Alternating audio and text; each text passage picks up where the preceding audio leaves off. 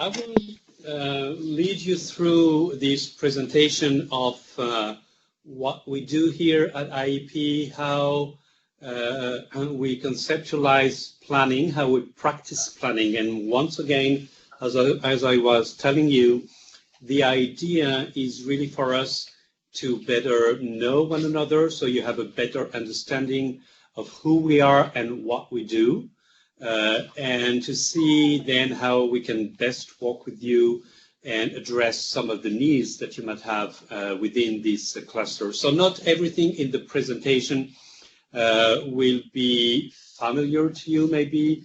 Some things, on the contrary, might be obvious to you. Other things might be also a little bit frustrating because it's an overview and I'm not going to dig into too much detail, but once again, it's a general presentation so we can engage the discussion and the kind of work that we can provide for the cluster. So I'm going to go through a series of 3 chapters. The first one will be mostly descriptive. How do we plan today, and what do we mean by planning? How do we practice planning? The second one will be a little bit different, but I will try to raise 2 issues and questions that usually are in the background of, I would say, planners' minds, but that I would like maybe to put up front and see whether it would be useful for you. And then we'll go into some directions from particular issues on planning, and 2 directions, one on planning for learning and the other one on monitoring and evaluation, that I thought and we thought could be maybe of more interest for you. Oh, okay. There is someone who cannot see the presentation. Can everybody see? Can the rest of you see the presentation?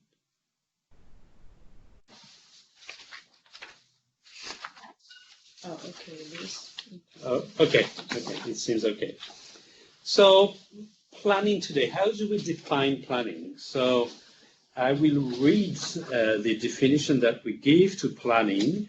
Here at IEP, planning, educational planning, is the application of rational, systematic analysis to the process of educational development with the aim of making education more effective and efficient in responding to the needs and goals of students and society at large. So if I, grasp a few ideas that we have encompassed in this definition, what I have is that, first of all, planning is really the intellectual anticipation of possible future situation.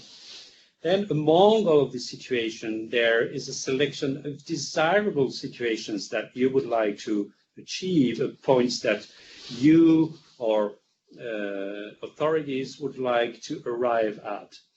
After that comes the identification of particular activities, actions, programs, projects, whatever you call them, to be taken and undertaken in order to reach those objectives.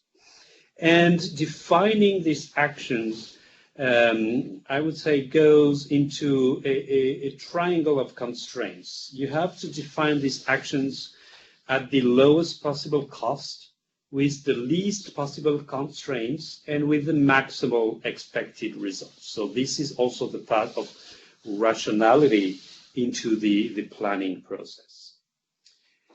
Planning has evolved over time, and according to different historical moments, but also according to different geographies, planning does not necessarily mean the same thing. So you had what we call traditional planning, let's say in the 1970s and early 80s, and we have come now to strategic planning. I'm not going to go through all the characteristics, but it's mostly results-oriented, whereas traditional planning was more input-oriented. It's participatory, whether traditional planning was more top-down planning. It relates to flexible implementation, which means that you don't write a set of policies or a roadmap for an educational system or in what we call an education sector plan for 10 years and then you go, but you keep having feedback loops based on the monitoring and evaluation of your results and then adjustments to your policies and roadmap. And of course, it's much more focused on implementation, how it goes, than just the production of the plan.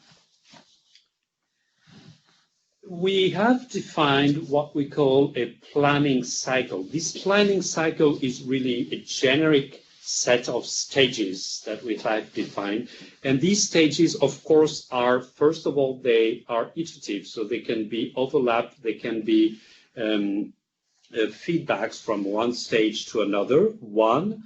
And of course, in various contexts, be it in various regions of the world or in various countries or between a national level and subnational levels, you don't find the same, I would say, names, the same wording of these different stages. But overall, this generic graph presentation encompasses all the different key activities, so to say, which are part of the process planning. So first of all, there's something like a diagnostic of the education sector, what we call an education sector analysis, which highlights the shortcomings, the challenges, but also the strengths of the particular education sector. Then comes the time for policy formulation based on the challenges as identified in the diagnostic. There will be a time where policies are formulated. What kind of policies will remediate the challenges and the issues, the shortcomings, the bottlenecks of the education sector? Then comes what we call the education sector plan preparation. It's not only a step or a stage that happens in all countries. Sometimes it's a broader political roadmap for education. Sometimes it's just a set of policies based on the policy formulation. But in a lot of countries, especially our regions that we work with and in, there is a specific document that puts together and includes the rationale for the policy, the vision for the education sector, and a number of programs, activities, goals, objectives for the upcoming 5 to 10 years. And the ESP education sector plan preparation, as you can see, is also comprised of a number of steps themselves, which are really iterative processes. So that's really part of how you put together all the policies in a well-argumentated and prospective document when it exists. Then comes the phase of implementation. Once you have defined your policies, a global roadmap of a particular education plan, you come to implement on a routine basis, on a day-to-day, daily work basis. And of course, it's the longest part of what is encompassed in the planning process. And then within this implementation, there are two different circles, but they actually overlap with one another, is the monitoring and evaluation stage or step.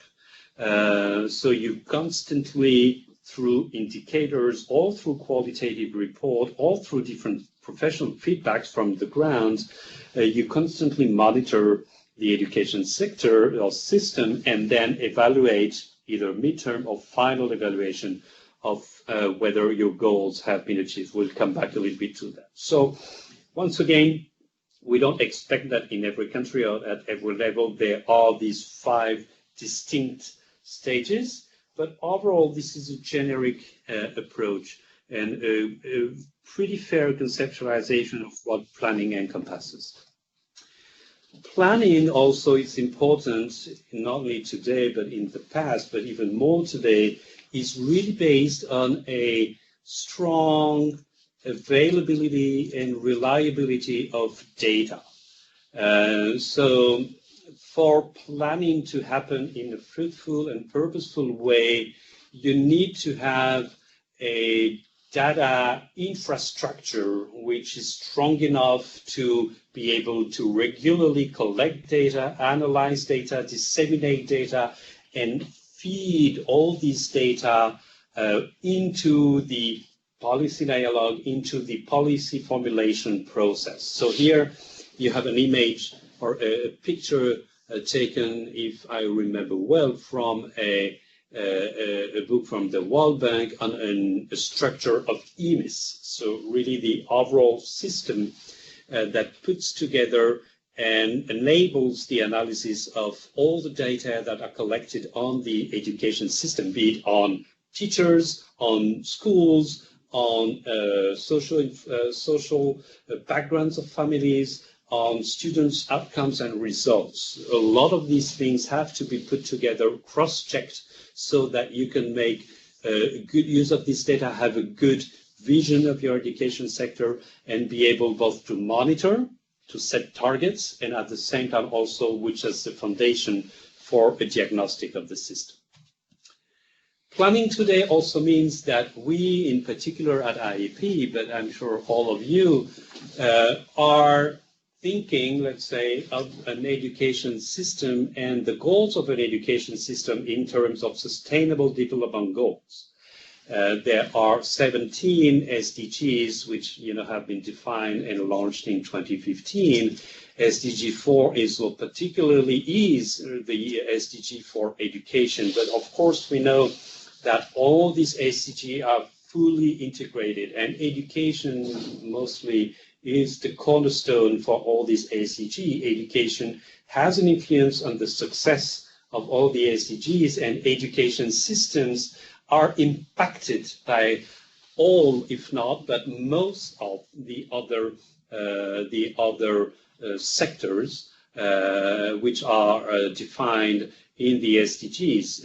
Of course, we all know that's a very basic example that kids need to be healthy, to be able not only to come to school, but also to learn, or to have a chance to learn at school level.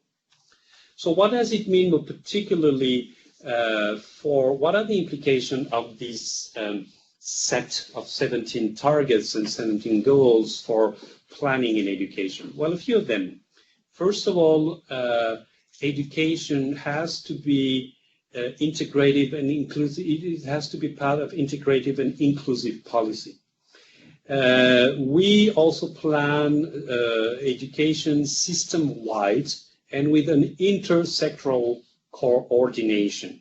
So we plan not only for primary and or secondary education, but for all levels of education. We include formal, but also informal, non-formal, adult literacy into the planning. So it's really planning for a whole sector and or a whole system of education with all stages and all possibility, which of course include how lifelong learning is also part of this educational planning. And one of the things that I would like to highlight is that we really need more and more to base our diagnostic, but also planning perspective on national learning assessment systems to be able to monitor effectively, in our case, well, particularly the level of learning of students, but this monitoring of learning, of outcomes, of any policy in education is really key, both to have an informed system, an informed diagnostic, but also to be able to measure, to set targets and to measure the achievement of these targets. So basically that's really an overview of a number of things that we do, how we work mostly, but not only with national authorities.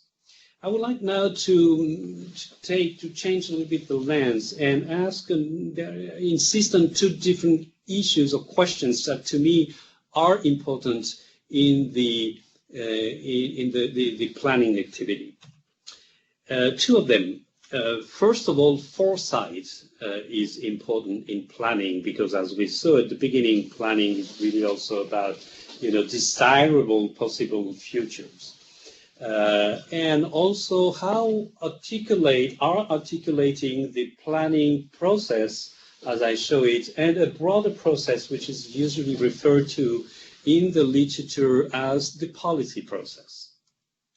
So foresight and the evolution, how we tend to better understand what would come into the future is important for planners.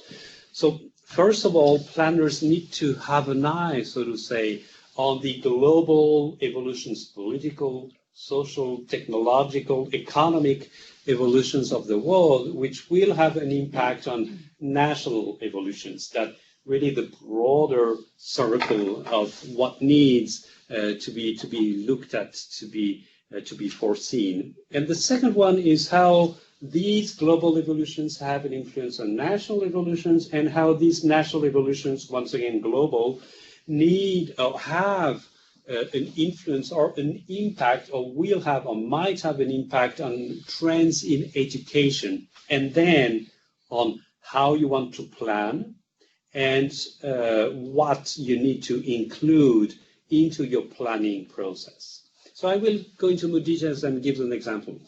OECD is an institution that every 3 years now, for a number of years, has released and produced kind of reports, documents on these Foresight a little bit activity.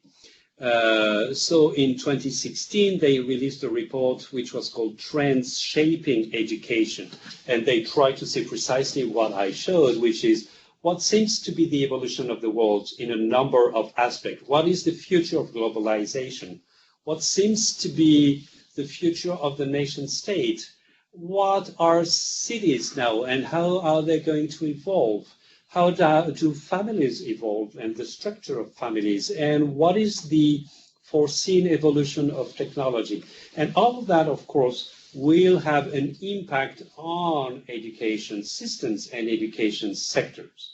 And so it's very important for us because, of course, from that, if there are trends that we can, I would say, foresee, that we can feel, it's important to say, hey, we better include that into planning. There's a simple thing. When you plan, you develop a roadmap, let's say, for the 5 or 10 upcoming years. So you'd better see and not miss the target. But it's even more important in two different elements that are also key in budgeting for education and then in planning for the future, which you think of, if you think about it, when you build a school, this very simple thing of building a school, you build a school for 40 years, so you'd better know where your investment is going to be most profitable.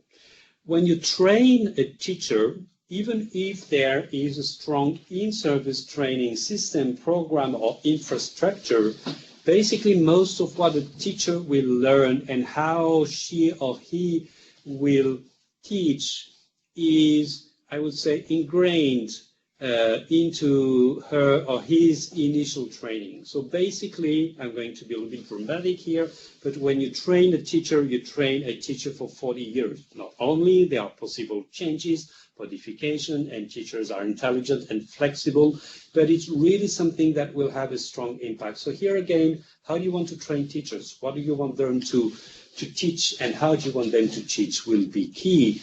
And of course, it is being defined not only on what is the basis, what you have now, but where you would like to bring your education system to. Other things also are important to consider. What is the evolution overall of physical health? Technology, once again, how we consider emotional well-being, and what are the changes and switches in emotional well-being, and how families evolve, and what is the interaction between peers and students? What do we see from a number of studies? All of that really has to be taken strongly into consideration so that you see or you have a sense of what could be the evolution of an education sector, a desirable evolution, and then include that into planning activities, including on policies that you decide, a number of investments that you will make and that will be part of the planning activity, and also a number of targets that you will have. What is overall, if we consider a number of things that I just showed from these OECD reports, what are a few impacts that we have? First of all, planning, we need to now more and more, but not in every country, plan for aging population, which wouldn't be the case in most of sub-Saharan African countries or in other countries, but now it's something, for example, that has to be taken into consideration. When we think, for example, of what would be the evolutions of cities, the role of cities, the weight of cities in the economy and the demographics, then we now know that we need to plan at different levels. And we might want to discuss that later, not only to see how we plan at city level, district level, national level, but also what is the articulation between these different levels and how these different levels work together is really key. Planning for migrants and displaced population has become high on the agenda globally, but for many, many countries in the world. Planning for inclusive education systems and for the most marginalized population.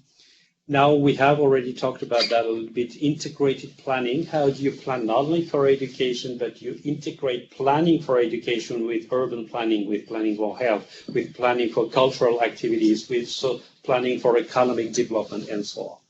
And of course, integrated more and more what we call the 21st century skills, more and more new skills, new ways to learn, and new competencies that should be the outcome of an education sector, but also socio-economic skills, emotional skills that need or should be developed by kids. So all of that really, when you see these different evolutions at global level, at national level, with the impact on the education sector, have a strong influence on what we feed, how we feed this, planning process. Now, a second point, policy and planning. Usually in the literature on how decisions are made, there is what we call a policy cycle or a policy process, which is the process on how a policy is being selected, is being designed, is being implemented, is being monitored and evaluated, and then readjusted. And we have seen that we have defined a policy, a planning cycle.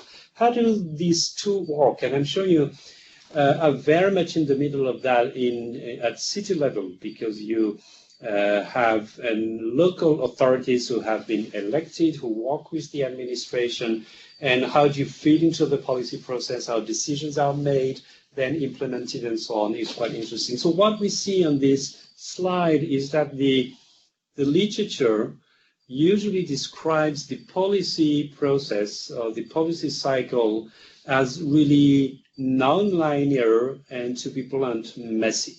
So it's very difficult to fully understand how a policy decision is made, because there are a lot of different actors, a lot of different influencers, a lot of different factors that come into it, and at the end comes a policy decision that needs then to be turned into a program protocol and into implementation of day-to-day activities that should lead to a result. So here you have a policy process that is really described as, once again, a little bit messy.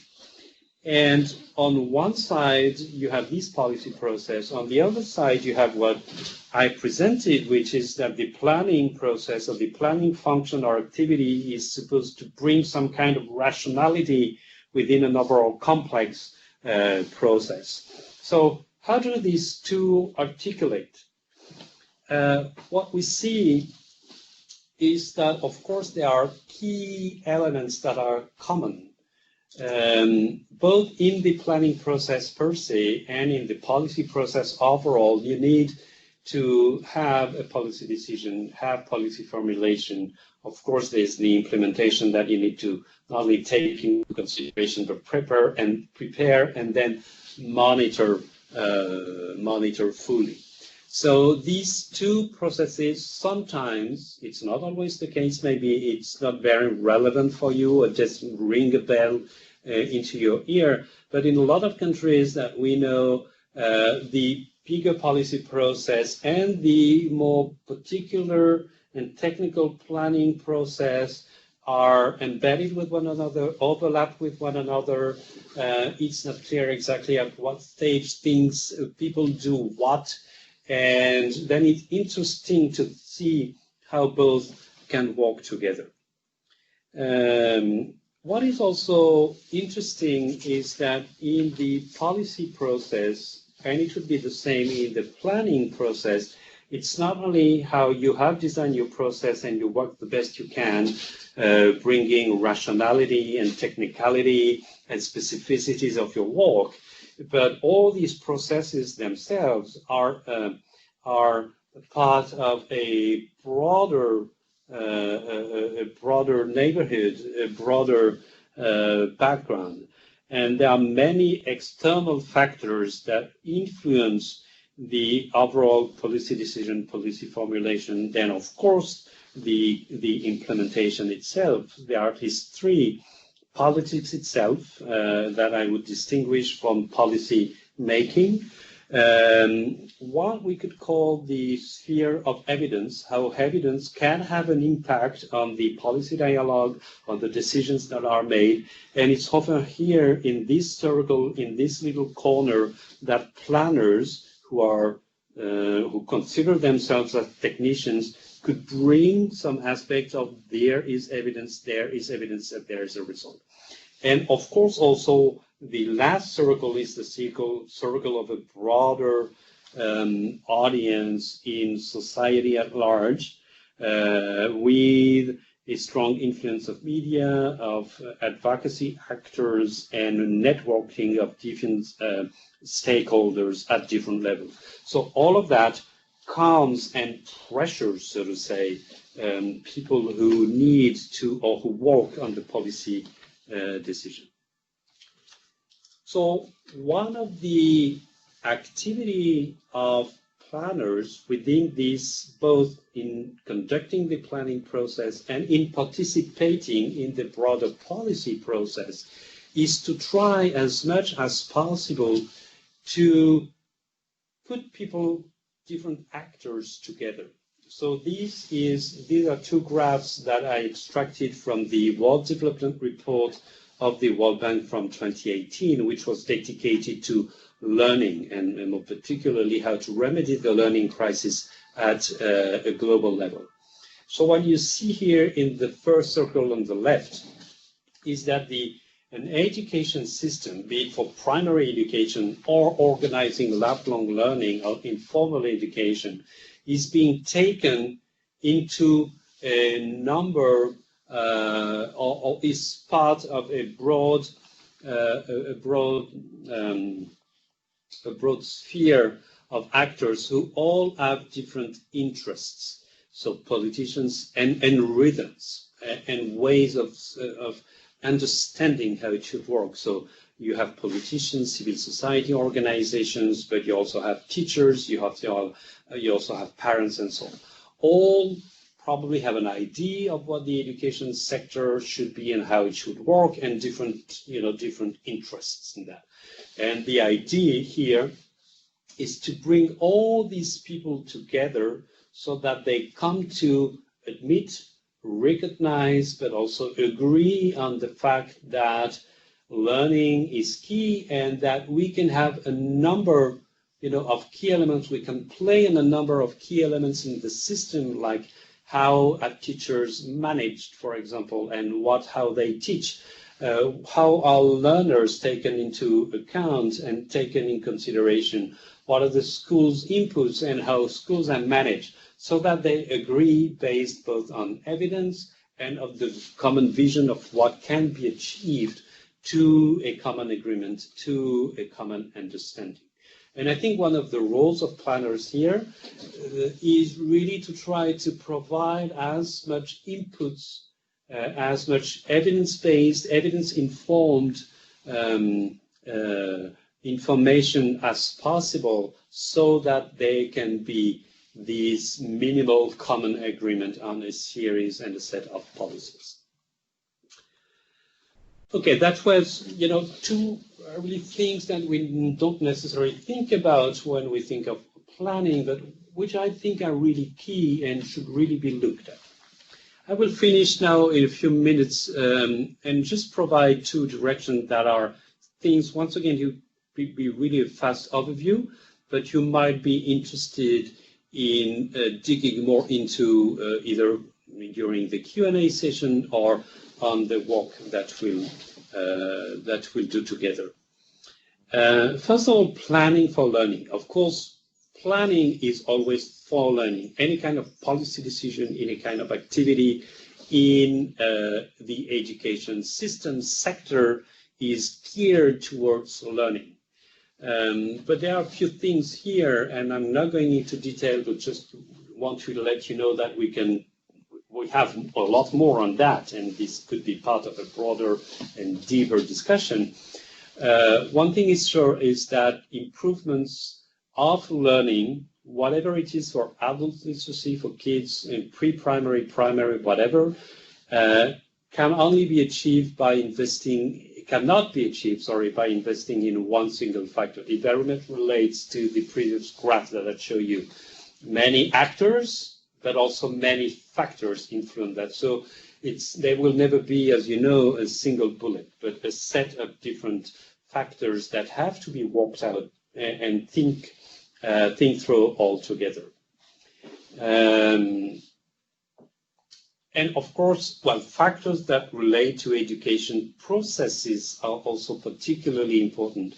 Of course, what is key in the education sector is what happens in the classroom between the teacher and students. That's where most or a lot of what should be learned is going to be learned.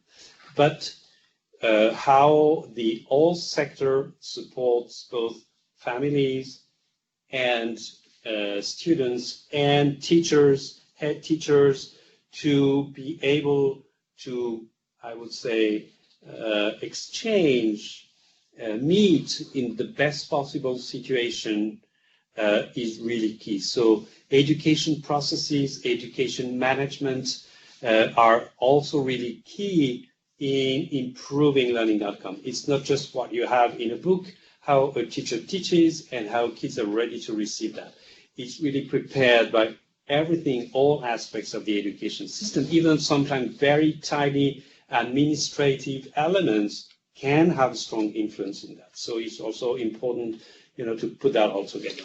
And of course, you always need, but I'm not going to go into more details, a certain level of inputs. However you want, with the same amount of funding to improve efficiency and learning, actually there is always a level basic of inputs that you need to reach. Use of learning assessment data or use of assessments of the achievements of learning is also very important. First of all, I have a caveat.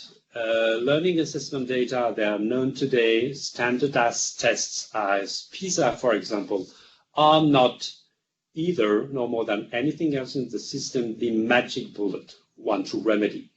Two, you can only expect what can be expected from these kind of standardized tests. There are a lot of things that you cannot see, and they all have their shortcomings. For example, they tend to narrow down the issue of the definition of quality of education to learning outcomes, just a number of them, and even then narrow it down even more from learning outcomes to the measurement of learning outcomes. So there are a lot of shortcomings, and we can only expect from assessment and measuring what we can expect.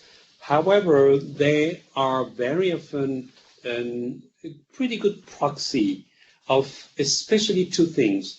What is the evolution, and are you on the good trend to achieve what you want to achieve? So I think with this kind of assessment, you can see, or different kinds of assessment, a pretty fair evolution over time, which is one point. And the second thing also, which is very often identified by different kinds of assessments, is the dispersion, the diversity of results. Not only do you want to get attached to, this average. If you look at PISA score only by average by country, where is South Korea and where is X or Y country, it's really not very interesting. And it doesn't say a lot, and it's just show off. But now, if you look at the dispersion, then you also can have a sense not only of how the learning curve evolves, but also what are the number of inequities within a particular system, which is key. So learning assessments in general, and there are many different ways to adopt them. They can be centralized, they can be based on tests, they can be also citizen-led, are also in a way important. What is interesting is that these assessments are usually used for what we call agenda setting. This is typically what we have seen in the literature on the PISA shock. Oh my God, my country is so low compared to other countries. It's a shock. So let's state or let's set a new agenda to improve education outcomes. It's also very much used for policy monitoring and evaluation, which is like, I have, for example, the results of a test, I have the baseline for 2015, and I'm defining the target for 2025. So and year by year, when you have the results of your assessment, you will see whether you increase or don't increase. But it's very poorly used or insufficiently used for policy formulation. And what is interesting is when you have good tests, especially with background questionnaires, not only on what are the results of learning, but also a number of questions on schools. How are the schools? What do we have at school level? Parents, kids, teachers. Then you can cross all these elements and identify more precisely and granularly key elements and key factors which can then lead you to different policy options and then to policy formulation. Monitoring and evaluation framework, and I will finish with that, I will go quite fast, is really a key element of planning. We pay a lot of attention to that. That's one, it's not only, a monitoring and evaluation about what you achieve, but defining a strong process for monitoring and evaluation is also a way to strengthen the feasibility, the implementability of an education roadmap. Because then, once again, you will have constant feedback, which will allow you to have feedback loop and readjust your policies based on even they don't work, or why something that we implement is not working, what is inside. And of course, and we could go into more detail, that you need to have a good articulation between the monitoring process, which is an internal management process, which allows you to formulate practical proposals to reach the plan, and make along the course of implementation more appropriate decisions, and the evaluation, which will be more often external, an in-depth analysis of policy question and the final outcome impact, included the unexpected impact of the policies that you have led. I will go into more detail if you want on that. I will finish here with just this slide. In planning, what we tend to do by bringing reliable data, by trying to see policy or to bring on the table of the policy dialogue policy options because we believe they have worked in a particular context or they are deemed to work in the literature. We try to have these three things, a policy, practice, and overall to lead to efficiency. So very often you would have, a policy that is efficient, but it happens not to be implemented. Okay. Sometimes you have a practice that is very efficient on the field, but nobody thought that it could be scaled up, and you don't have a policy or policy framework. Very often too, and this is really despairing, you have an inefficient policy which actually is implemented, and it's completely useless. And it costs a lot. So what we try really to do and to arrive at is, this golden triangle here, to have a evidence-based policy that is effectively and efficiently implemented on the ground at different levels, and then leads to results in the classroom. And I think a large part of the role of planners is to try to have their technical skills into defining these policy options, but also identifying practice that then will turn into an overall program set of policies that is rational, which will lead to, being implemented and efficiently implemented. So I will stop here. I'm sorry if I've been long. Once again, it's an overview, so you better know who we are, what we do, and how we could better engage with you in the future. Thank you.